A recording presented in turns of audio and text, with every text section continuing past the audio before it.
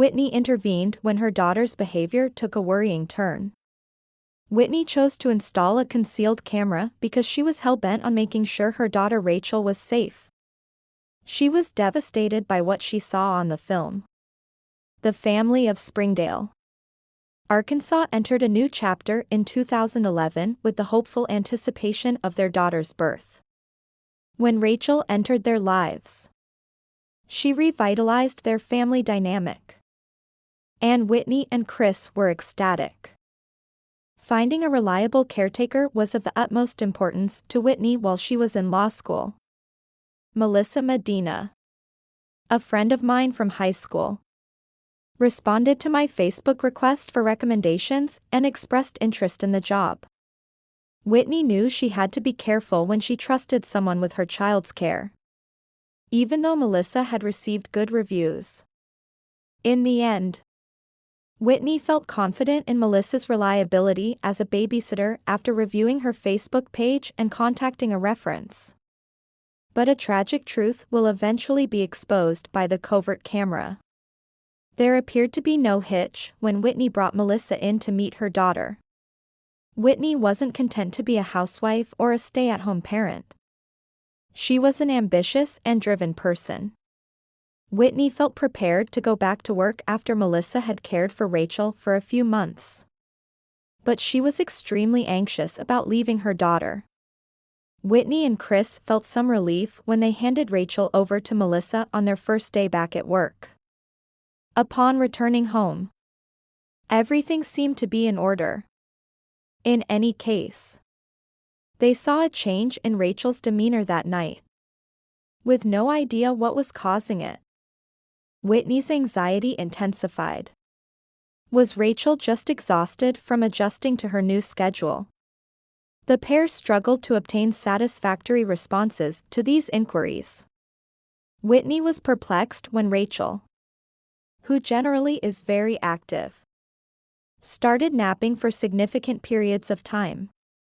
As is typical for new parents, were they fixated on every nuance of their child's actions? Whitney made note of her daughter's seeming discomfort when she drove Rachel to the clinic. Whitney was worried, but the doctor discovered no physical problems, which led her to believe Rachel might be suffering from separation anxiety, which is a typical condition in kids her age. Whitney struggled to get over her fears, despite the fact that separation anxiety usually shows up and crying when parents aren't there. Rachel's actions seemed strange, and this caused the worried mother to have more concerns. Whitney tried to ignore her gut feeling that Melissa might be the cause of Rachel's unsettling behavior, but her intuition wouldn't go away. Whitney started her own inquiry since she was determined to find out the truth. She deliberated for several weeks before deciding it was time to act. Acquiring a clock with a covertly placed camera, Whitney endeavored to record any possible wrongdoing by Melissa. Her greatest worries were realized when she nervously watched the video. Whitney was both shocked and angry as she saw Melissa's frightening behavior on camera. Whitney felt deeply betrayed when she realized Melissa had taken advantage of the circumstances and turned the clock's concealed lens against her.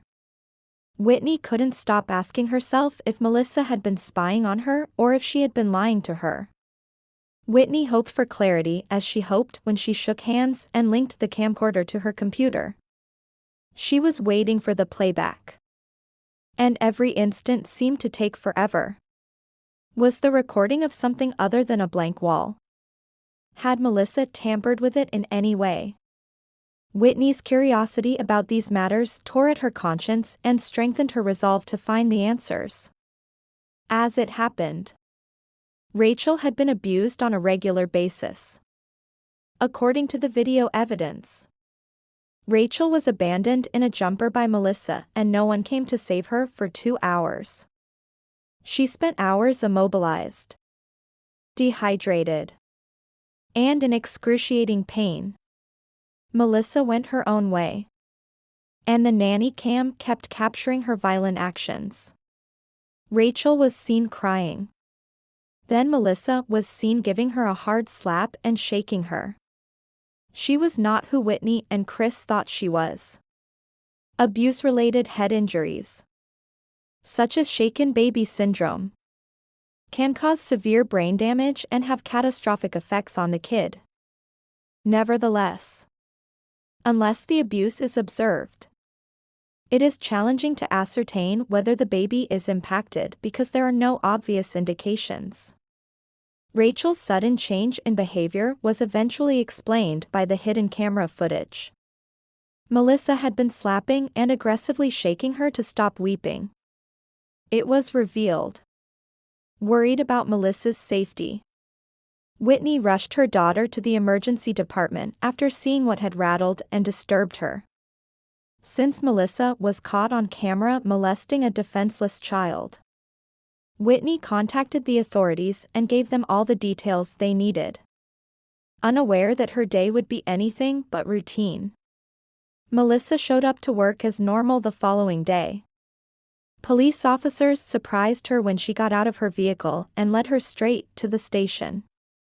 Through her front window, Whitney was able to grab a final photo of Melissa being led into arrest.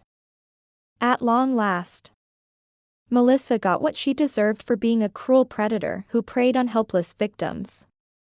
But there was a hitch. Melissa could only face Class D felony charges because this was her first infraction. She faced the lowest possible felony charge of endangering the welfare of a kid, with a potential sentence of 3 months in prison. Melissa would avoid serious consequences for her acts. The accusation may be dropped from her record after 3 years, so she might go back to being a nanny afterwards. Because there isn't a central database that records all cases of child abuse, she could endanger other children down the road. Whitney, resolute in her mission to stop this, went public with her tale and shared it with anyone who would listen. Nonetheless, Whitney was cognizant that word of mouth alone might not deter Melissa from interacting with other families. She set out to propose legislation that would make Arkansas the first state to have a registry for child abuse, by guaranteeing that everyone found guilty of abuse would be listed. This registry would provide essential information to safeguard children. Melissa had not yet shared her side of the tale, despite Whitney's best attempts, and apparently for good cause. Melissa never answered questions from the press or offered justifications for her behavior. Her reasons were still unknown. But one thing was for sure, she would never work as a nanny once more. Whitney committed her life to making sure that no other child would experience abuse from a caregiver. She gathered hundreds of followers through her relentless campaigning, using her legal degree to defend her position with knowledgeable and constitutional arguments. Remarkably, after a battery of tests and scans upon her initial hospital admission, Rachel's brain damage was found to be minimal. The family is doing well. Whitney recently revealed in an interview that Rachel is always grinning and full of energy, even though shaken baby syndrome may cause psychiatric problems to develop later. The family is ready to face any difficulties head-on with love and resiliency. After watching the first story above, do you have any thoughts? Feel free to share your opinions in the comment section. Now, let's watch another similar story. Recess was Victoria's favorite time of day, when she could run around and play with her classmates. Victoria was a lively 9 years old. She was happy playing dodgeball, jumping rope, and making new friends since they provided a break from the difficulties she was facing at home. Despite her arithmetic difficulties and her tendency to make careless mistakes during exams due to anxiety, Victoria was a committed student who aspired to become a veterinarian so she could take care of cute animals. Life at home was very different. After losing their mother and 2 younger siblings in a terrible accident 3 years ago, Victoria and her father, Rodrigo, lived in poverty while trying to fill the emptiness. Tragic events marred what should have been a joyful ride home from the beach when the tour bus, a vehicle that Rodrigo could scarcely afford, had a flat tire and careened down a cliff, even though only Rodrigo and Victoria made it through the ordeal alive. The trauma they experienced that day altered the course of their lives in indelible ways. Rodrigo gave his everything to Victoria's care, no matter how difficult it was, and he spent many hours by her side as she recovered and thereafter. But things took a worrying turn for Victoria when she reported pain in her privates, which led to the authorities getting involved. The shocking revelations sent shockwaves across the town and brought to light the terrible truth that Victoria had been living in silence through. As he struggled to take care of his last child, Rodrigo fell into a pit of despair after being fired from his work without any notice or pay, despite being relatively young at 35 years old. Rodrigo was unable to pursue physically demanding job due to a chronic leg injury he acquired in the accident, a complete change from his previous self. The incident's devastation had rendered him a reclusive and reserved individual. Even though Victoria couldn't put her finger on her father's pain, she could see his manner had changed drastically. She took it upon herself to clean up after him and lend a hand wherever she could in an effort to lighten his load. But nothing she did seemed to satisfy her father's insatiable wrath. With his 2 jobs that he had taken on in the past few months to help support the family, Rodrigo hardly had any energy or time to spend with his daughter. His nighttime job left him visibly exhausted, leaving Victoria to face much of life on her own. In spite of this, she kept her spirit strong and took comfort in the routine of school. It served as her haven, a place where she could momentarily forget about the problems in her family. But the false impression of tranquility was dashed one day when Rodrigo returned home, anxious and furious, his knuckles white. Being alone in her room, Victoria squirmed when she heard the door slam shut. Her heart was pounding with terror as Rodrigo entered her doorway, his erratic and inebriated demeanor exacerbating her panic. His accusing questions about why she hadn't been at school on a Saturday just made things worse, leaving Victoria bewildered and on the verge of tears since she couldn't figure out why her father was so furious. Victoria tried to bring things back to normal, but she couldn't shake an unexplainable terror. Monday, the next 2 days, she woke up feeling strangely uncomfortable in her intimate area. She had a persistent sense that something wasn't right.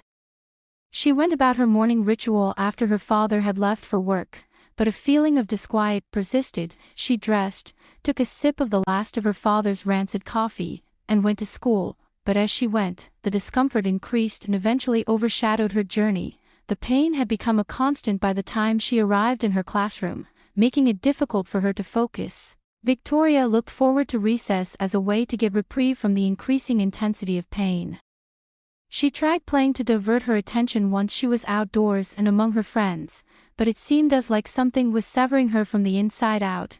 Unable to contain her anguish, she confided in her classmates, who, not knowing what to do, went to their teacher for advice. When Clara saw that Victoria was upset, she came over and inquired about her well-being. Victoria's eyes lowered as she tried to express her pain, overcome with embarrassment.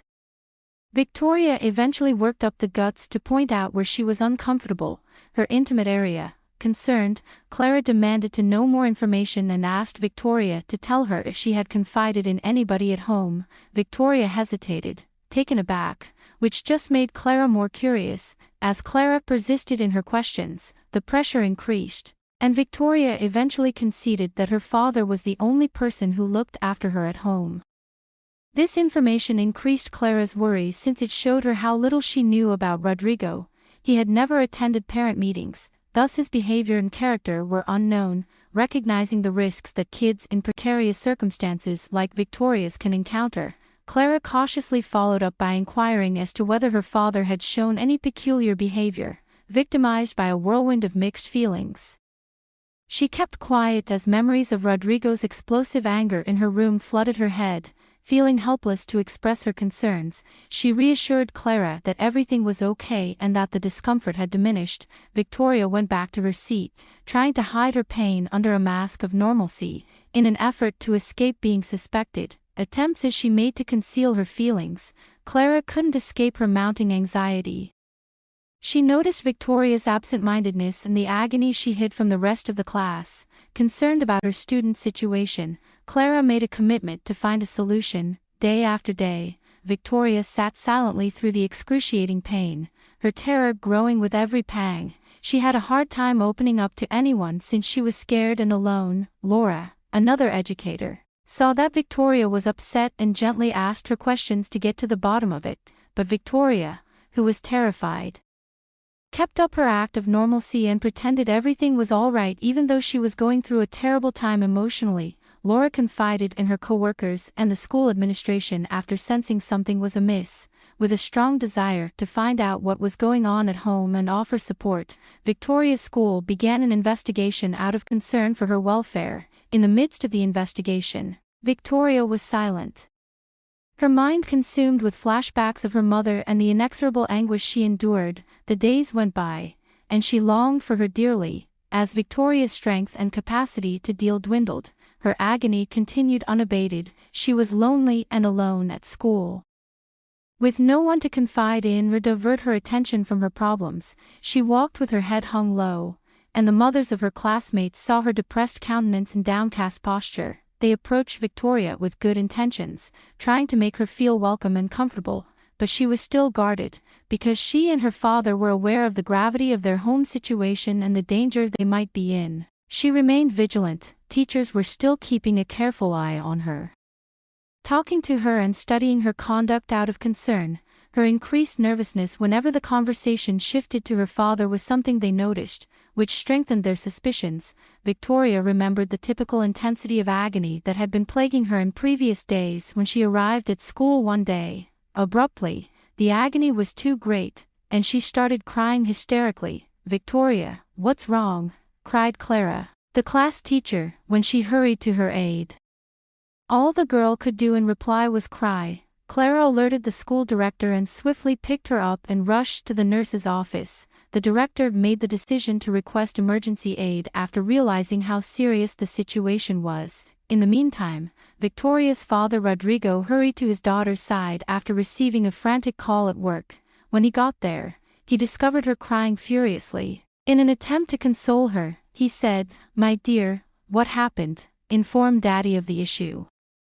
Victoria was reduced to whimpering in pain. She finally said, her voice strained with dread and sorrow, that she wanted to go home, but she was scared of his reaction when she called in sick from work. She knew what he had to do, but she was afraid he could get angry. She started to scream, overwhelmed by pain once more. Rodrigo was terrified when he saw his daughter in such pain. His uneasiness was exacerbated by the fact that his teachers were intently observing his reaction. Just then, two police officers walked into the room, their faces determined and serious, confused and nervous. Rodrigo looked for an answer. The policeman drew him aside and told him quite seriously that they had heard about some violence that had involved Victoria. Rodrigo was left with shock and bewilderment at the claim. Not understanding it, Rodrigo's amazement rapidly evolved into a furious outcry when the policeman approached him, put him in a restraint, and said he was being arrested on suspicion of serious assault against a juvenile. He angrily refuted the accusations, telling everyone in attendance how much he loved his daughter and that he was innocent, but his cries remained unanswered, and the police dragged him off with force. As he was being dragged out, Rodrigo saw his terrified and bewildered daughter, and his heart crushed. The whole room echoed with his calls for her. As Victoria saw her father taken into custody, she was paralyzed with terror and wondered whether she had any role in her father's plight. Her own grief blended with her father's melancholy laments, forming a devastating duet of hopelessness. The entire school community was taken aback by the events that were occurring. The protection of their own children was paramount, and the thought of a father abusing his own daughter infuriated many parents. The principal of the school had a hard time keeping things under control while Victoria was taken to the hospital for emergency treatment. At the same time, the Chilean police station detained Rodrigo, who was fuming with anger and fury. He couldn't understand why he was being accused of such a horrible deed, and all he could think about was making sure his kid was safe, rather than reassuring her that everything would be okay. He was found locked up in a brutal cell with apathetic police officers surrounding him. "I assure you, I was completely innocent," Rodrigo said, attempting to convince the authorities of his righteousness. "Raising a daughter is something I could never do anything to hurt. Above all else in this world, I admire her." The police officers looked at him with suspicion.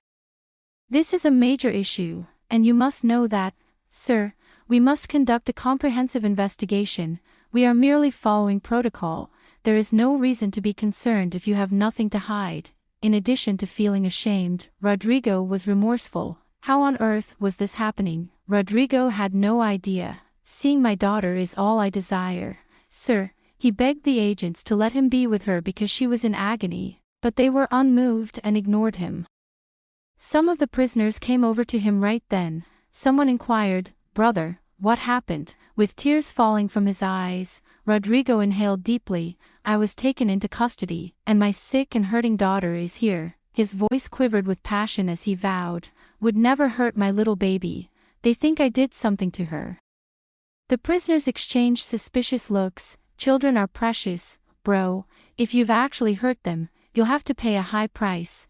We don't know everything, but your being here indicates that you may be under suspicion." Rodrigo felt that things were becoming more complicated and dangerous. He was still able to hear their talk as he crossed to the opposite side of the cell and took a seat. He was tormented by anxiety and doubt. What would happen if they thought he'd hurt his own daughter? When a fellow prisoner hinted that Rodrigo might be held there indefinitely, it made his heart skip a beat. He was desperate to clear his reputation, realizing he had to comprehend what was going on and demonstrate his innocence. Victoria, meantime, was in the hospital, laying in bed and taking medicines to help her feel better. She was told, somewhat trembling, that a doctor would examine her. Her anxiety increased upon seeing bloodstains on her clothes, and she yearned for her father's company. Victoria sobbed excessively even though Laura, Clara, and the director tried to console her. The doctor quickly took samples and performed examinations. At last, she went up to Victoria and greeted her. "Hello, princess. Where is the agony that you feel?" Victoria gestured to her stomach. The doctor checked her over and told her everything was okay. But he also had some unpleasant news to break, the doctor softly stated. "The good news is that your stomach is fine, but the bad news is that you have a urinary infection. Don't worry, we'll help you with that by giving you medicine, okay?" In addition, the doctor mentioned that Victoria was starting puberty, which might have added to her suffering. The physician affirmed that Victoria's body was reacting normally to her environment and that there was no indication of an assault. Now that their worries were allayed, Laura, Clara, and the director were deeply sorry that they had not given Rodrigo an opportunity to prove himself. They called the police station right away and made Rodrigo's release their top priority. Upon opening Rodrigo's cell, the guard said, "So you really are innocent, huh?" Rodrigo started crying with relief. The loving and caring father had been proved right. Rodrigo had always been committed to raising his daughter, despite his ordinary appearance and the challenges he encountered. His challenging existence consisted of hard work and a rigorous career that occasionally prevented him from knowing Victoria's predicament. To make ends meet after losing one of his jobs, he turned to gathering cans from roadside ditches and hiking trails. Despite all of these difficulties, Victoria, his only living relative following a horrific accident, was the object of his greatest affection. The hospital was the last stop for Rodrigo before he could see Victoria again. With a pounding heart, he waited impatiently. They embraced, sobbed together, and held each other close as Victoria sprinted into his arms, after apologizing for his daughter's suffering. Rodrigo pledged to always be there for her. It didn't take long for Rodrigo to receive an apology from the school director and instructors, who all admitted fault. Rodrigo was reassured by the gynecologist that Victoria was okay, and she clarified the mistake. With an overwhelming sense of relief and appreciation, Rodrigo took the school director up on his offer of a janitorial position, which allowed him to provide a more consistent income for his daughter. Rodrigo was overjoyed because he knew it would make their life much easier and more secure. Ultimately, Rodrigo was cleared of all false accusations, and Victoria got well. Nothing could ever separate Rodrigo and his daughter. Their love had only grown stronger through it all. After watching the story above, do you have any thoughts? Feel free to share your opinions in the comment section. If you enjoyed our video, please like, subscribe, and share our channel. That's all about today's stories. See you next time.